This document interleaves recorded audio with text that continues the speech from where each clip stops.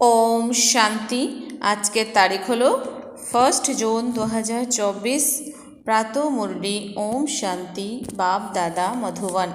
आजकेर मुरलीते बाबा बोलेছেন मिष्टि बाच्चारा তোমরা সকলে হলে একে অপরের আত্মিক মানে রুহানি ভাই ভাই। তোমাদের মধ্যে আত্মিক প্রেম থাকা উচিত। আত্মার সঙ্গে আত্মার প্রেম থাকবে, শরীরের সঙ্গে নয়। তো বাবা বলেছেন যে তোমরা সকলে হলে একে অপরের আত্মিক ভাই ভাই, তোমাদের মধ্যে আত্মিক প্রেম থাকা উচিত। আত্মার সঙ্গে আত্মার প্রেম থাকবে, শরীরের সঙ্গে নয়। প্রশ্ন: বাবা তার নিজের ঘরের এমন কোন ওয়ান্ডারফুল কথা শুনিয়েছেন? উত্তর: যে কোনো আত্মাই যখন আমার ঘরে আসে তখন তারা নিজের নিজের সেকশনে নিজের নম্বরের ক্রমানুসারে ফিক্সড হয়ে যায়, কখনো নড়াচড়া করে না। ওখানে সব ধর্মের আত্মারাই আমার নিকটে থাকে। ওখান থেকে নম্বরের ক্রমানুযায়ী নিজের নিজের সময় অনুসারে নিজের ভূমিকা পালন করতে আসে। এই ওয়ান্ডারফুল নলেজ সারা কল্পে এই সময় একবারই তোমরা পাও, অন্য কেউ এই নলেজ দিতে পারে না। ওম শান্তি। বাবা বসে বাচ্চাদের বোঝান। বাচ্চারা জানে যে আমাদের অর্থাৎ আত্মাদের তো বাবা বোঝান, আর বাবা নিজেকে আত্মাদের পিতা মনে করেন। এমন কেউ মনে করে না, আর না কেউ এমনভাবে বোঝায় যে নিজেকে আত্মা নিশ্চয় করো। একমাত্র বাবাই বসে আত্মাদেরকে এমনভাবে বোঝান।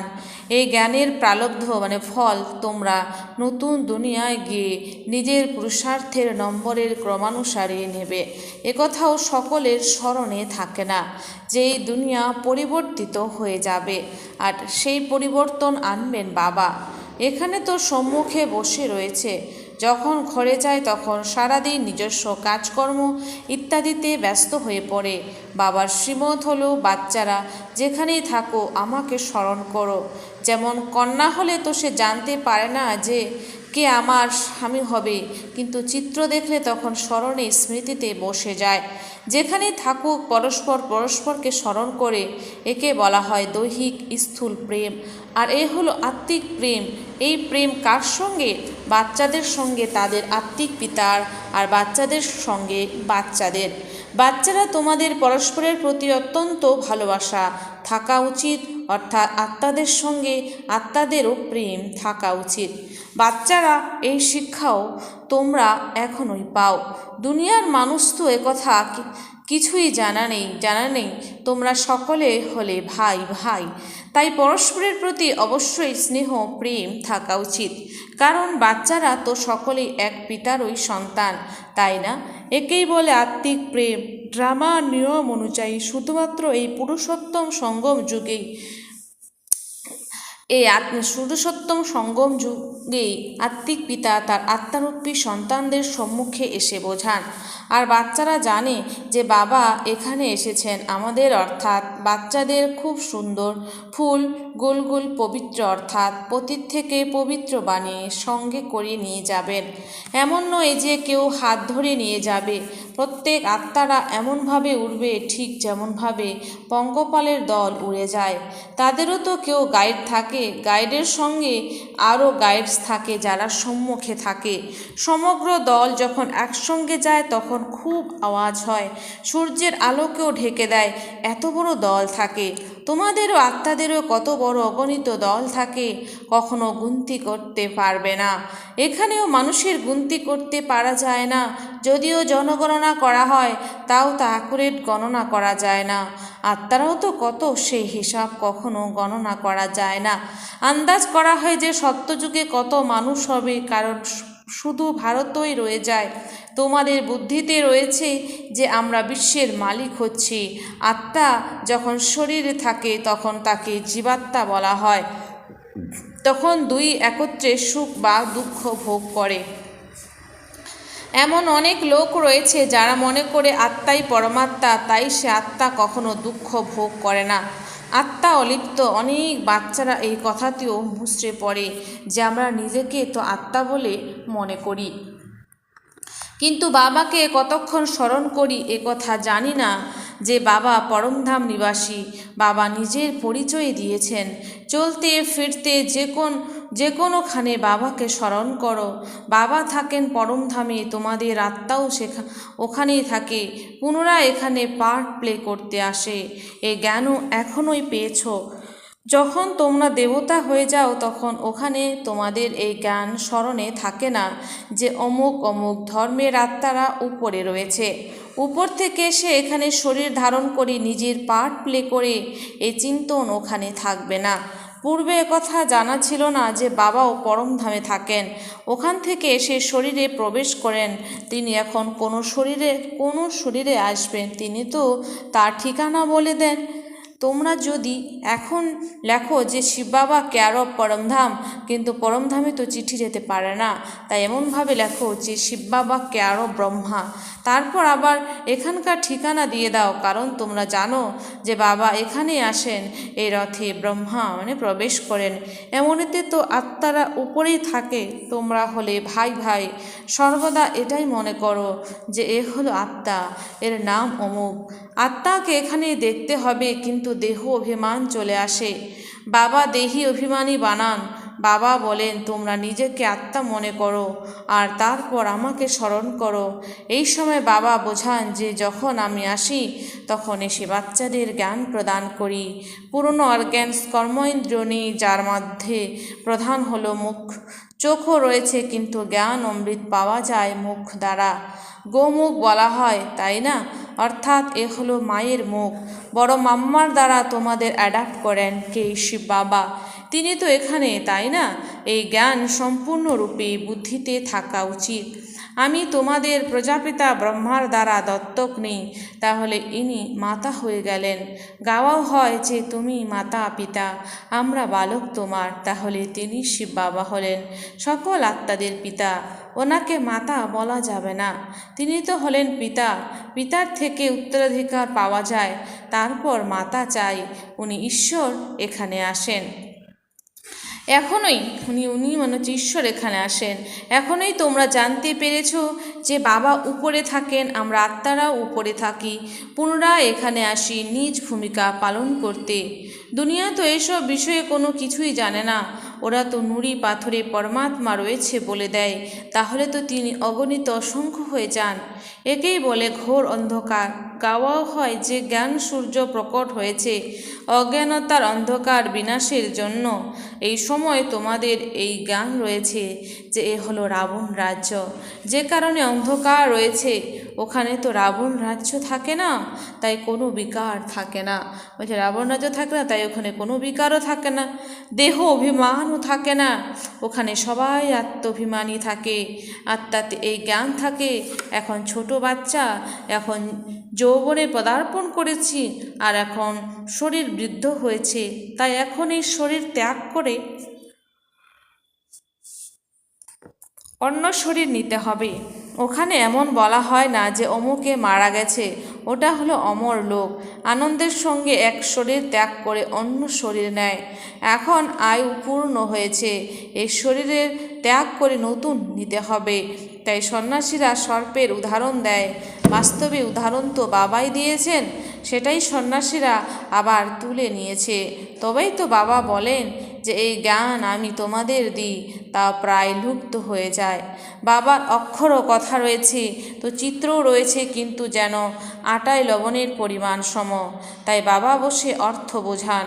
যেমন সর্প তার পুরনো খোলস ছেড়ে দেয় আর নতুন খোলস পুনরায় তৈরি হয়ে যায়, ওদের সর্পের ক্ষেত্রে এমন বলা হবে না যে এক শরীর ছেড়ে অন্য শরীরে প্রবেশ করে না, একমাত্র সর্পের ক্ষেত্রেই খোলস বদলানোর উদাহরণ দেওয়া হয়।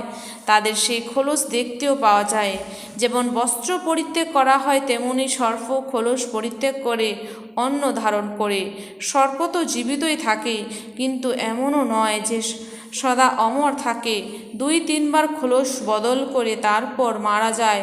ওখানেও তোমরা তেমনই সময় অনুসারে এক খোলস পরিত্যাগ করে অন্যটা নাও। জানো যে এখন আমাদের গর্ভে যেতে হবে। ওখানে সবই হলো যোগ বলের বিষয়।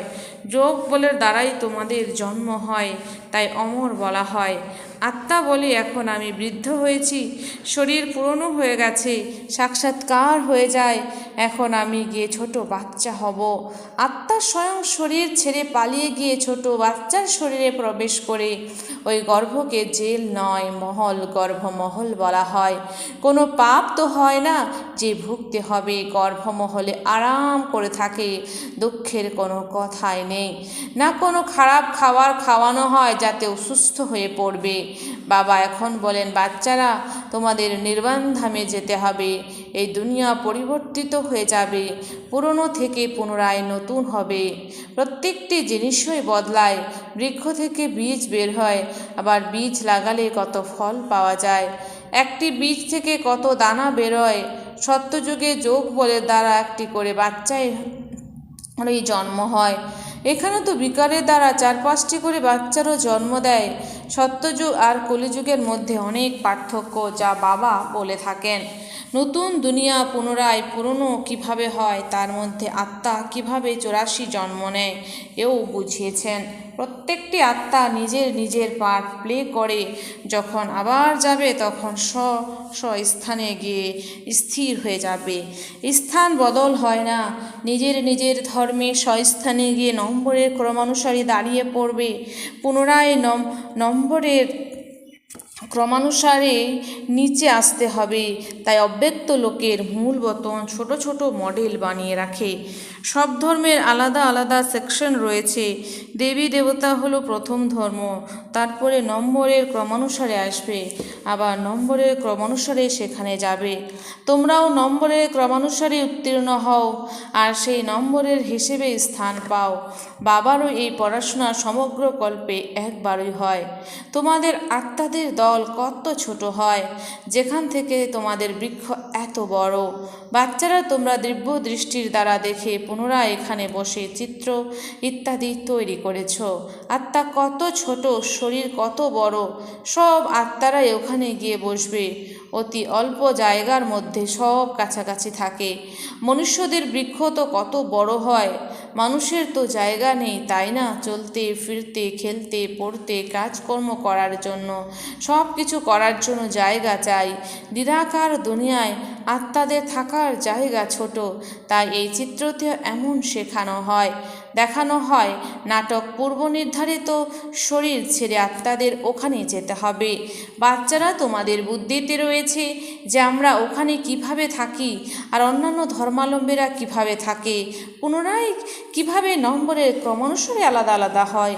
এইসব কথা বাবা সমগ্র কল্পে একবারও এসে শোনান। তাছাড়া আর সবই তো হলো দৈহিক, স্থূল পঠন পাঠন। ওই সমস্ত পড়াকে আধ্যাত্মিক পড়াশোনা বলতে পারো না। এখন তোমরা জানো যে আমরা হলাম আত্মা। আই অর্থাৎ আমি আত্মা, মাই অর্থাৎ আমার শরীর। মানুষ একথা জানে না, ওদের তো সর্বদা দৈহিক সম্বন্ধ থাকে। সত্যযুগেও দৈহিক স্থূল সম্বন্ধ থাকবে, কিন্তু ওখানে তোমরা আত্মাভিমানী হয়ে থাকো। একথা জানতে পারো যে আমরা হলাম আত্মা, আমাদের শরীর বৃদ্ধ হয়েছে, তাই আমরা আত্মারা এক শরীর ত্যাগ করে অন্য শরীর নেই। এতে মুষড়ে পড়ার কোনো ব্যাপার নেই। বাচ্চারা তোমাদের তো বাবার কাছ থেকে রাজত্ব নিতে হবে। অবশ্যই তিনি অসীম জগতের পিতা, তাই না? মানুষ যতক্ষণ পর্যন্ত জ্ঞানকে সম্পূর্ণরূপে না বুঝবে ততক্ষণ পর্যন্ত অনেক প্রশ্ন জিজ্ঞাসা করে। জ্ঞান হলো তোমাদের ব্রাহ্মণদের জন্য। বাস্তবে তোমাদের ব্রাহ্মণদের মন্দির তো আজমিরে রয়েছে। এক হয় পুষ্করিণী ব্রাহ্মণ, অপরটি হলো সারসিদ্ধ। আজমিরে ব্রহ্মার মন্দির দেখতে যায়। ব্রহ্মা বসে আছেন, ব্রহ্মার দাড়ি বৃদ্ধাবস্থা দেখানো হয়েছে। তোমরা অর্থাৎ ব্রাহ্মণরাও মনুষ্যরূপে রয়েছ। ব্রাহ্মণদের কখনো দেবতা বলা হয় না। সত্যিকারের ব্রাহ্মণ তো তোমরা, ব্রহ্মার সন্তান। ওরা কেউ ব্রহ্মার সন্তান নয়। পরে যারা আসে তারা জানে না তোমাদের এ হলো বিরাট রূপ। একথা বুদ্ধির দ্বারা স্মরণে রাখা উচিত। সম্পূর্ণ এই নলেজ যা একমাত্র তোমরাই কাউকে ভালোভাবে বোঝাতে পারো। আমরা আত্মা বাবার সন্তান, কথা সঠিকভাবে বোঝো। বিশ্বাস দৃঢ় বা পরিপক্ক হওয়া উচিত, এ তো যথার্থ কথা। সকল আত্মাদের পিতা হলেন এক পরমাত্মা, সকলেই তাকে স্মরণ করে। হে ভগবান অবশ্যই মানুষের মুখ থেকে নির্গত হয়।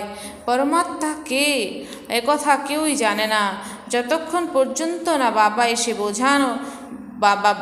এই লক্ষ্মীনারায়ণ যারা বিশ্বের মালিক ছিলেন, তারাই যখন জানতেন না, তখন ঋষি মুনিরা কিভাবে জানবে? এখন তোমরা বাবার কাছ থেকে জেনেছো, তোমরা হলে আস্তিক, কারণ তোমরা রচয়িতা আর রচনার আদি মধ্য অন্তকে জানো। কেউ সঠিকভাবে জানে, আবার কেউ কম। বাবার সম্মুখে এসে পড়ান, কেউ আবার ভাবে ধারণ করে, কেউ কম ধারণ করে। এই পড়া একদম সহজ ও আবার উচ্চ। বাবার কাছে এত জ্ঞান রয়েছে যে সাগরকেও কালি বানিয়ে নিলেও এর শেষ খুঁজে পাওয়া যাবে না। বাবা অতি সহজ করে বোঝান। বাবাকে জানতে হবে, সুদর্শন চক্রধারী হতে হবে, ব্যাস। তো বাবাকে জানতে হবে, সুদর্শন চক্রধারী হতে হবে, ব্যাস। আচ্ছা, মিষ্টি মিষ্টি হারানি দিয়ে বাচ্চাদের প্রতি মাতা পিতা বাপদাদার স্মরণে স্নেহ সুমন আর সুপ্রভাত। আত্মাদের পিতা আত্মারূপী বাচ্চাদের জানাচ্ছে নমস্কার। আর সমস্ত আত্মারূপী বাচ্চারা জানায় মাতা পিতা বাপদাদাকে স্নেহ সুমন আর নমস্কার। ধারণার জন্য মুখ্য সার। 1 নম্বর, স্মরণ যেন সদা সহজ সাধ্য হয়, তার জন্য চলতে ফিরতে এই চিন্তা করা উচিত যে আমরা হলাম আত্মা। স্মরণ যেন সদা সহজ সাধ্য হয়, তার জন্য চলতে ফিরতে চিন্তা করা উচিত যে আমরা হলাম আত্মা, পরমধাম নিবাসী। আত্মা এখানে সাকার লোকে নিজের পার্ট প্লে করতে এসেছি।